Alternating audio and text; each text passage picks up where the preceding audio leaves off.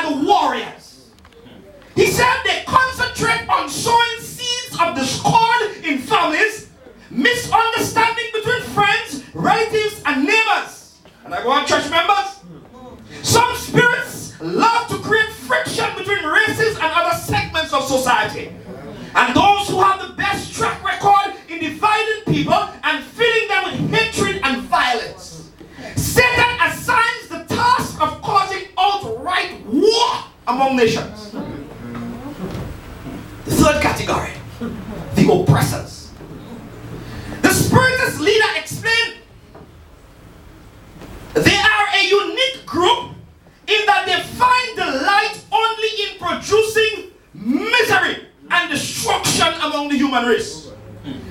They suffered some kind of mental breakdown when our great master, that is Satan, and his spirit associates, they say, was misunderstood and driven to this planet. And they have never recovered from this ordeal, hating the Creator bitterly. They feel that the only way to get even with God is to wreck the lives of those who have been created in His image. You wonder why we have so much problems in this world? It is the concerted effort of Satan and this fallen deranged angels. So you have evil angels with an evil master and they are deranged in mind. So you see problem? That is why the Christian walk is a constant fight. Yes, that's right. It is a constant battle. We cannot rest and think that we have arrived. We cannot. The strongest evidence, saints, of man's fall from the higher state is the fact that it costs so much to return. So, Brother Junior, it could not have been done any other way than through the death of Jesus Christ. Cost God His Son so that you and I can be redeemed unto Him. Yes, the highest price that could have ever been paid had to be paid. Yes, right. Because of sin. It is a tremendous evil. The way of return can be gained only by hard fighting, inch by inch, hour by hour. In one moment, by a hasty, unguarded act, we may place ourselves in the power of evil. But it requires more than a moment to break the fetters and attain to a holier life.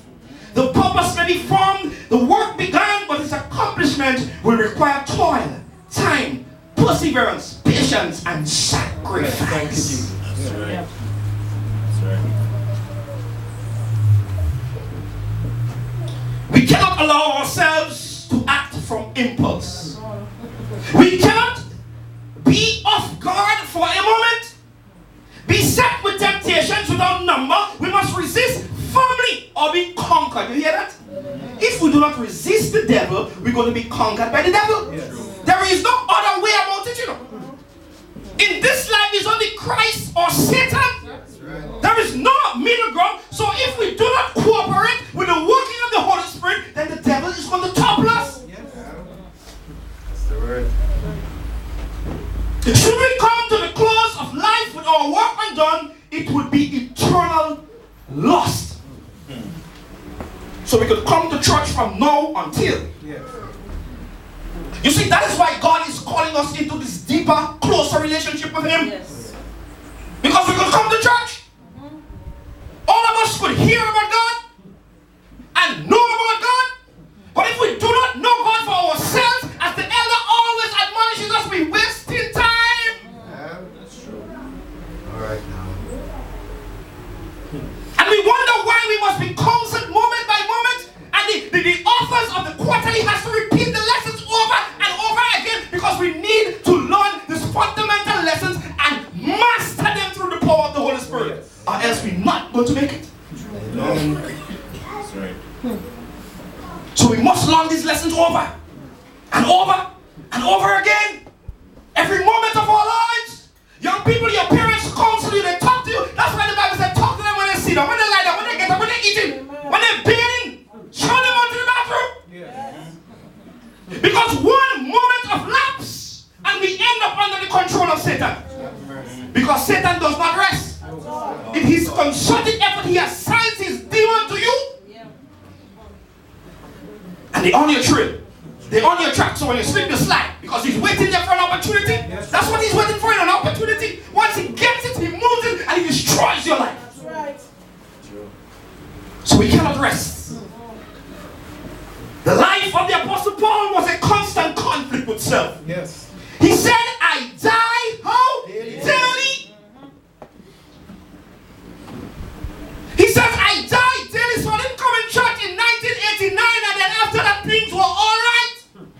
He says, I die daily. Once I entered into this Christian life, I recognize that my life must be daily, holy, surrendered, and consecrated to God, or else I am not going to be able to stand.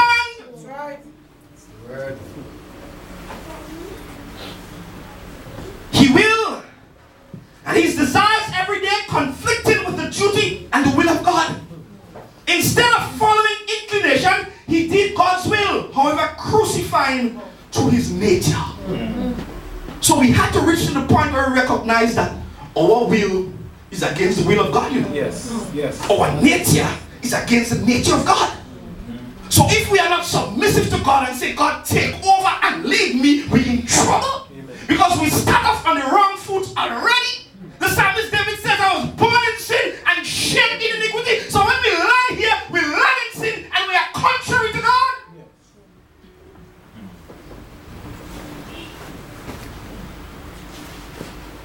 The Christian life is a battle and a march. In this warfare, there is no release.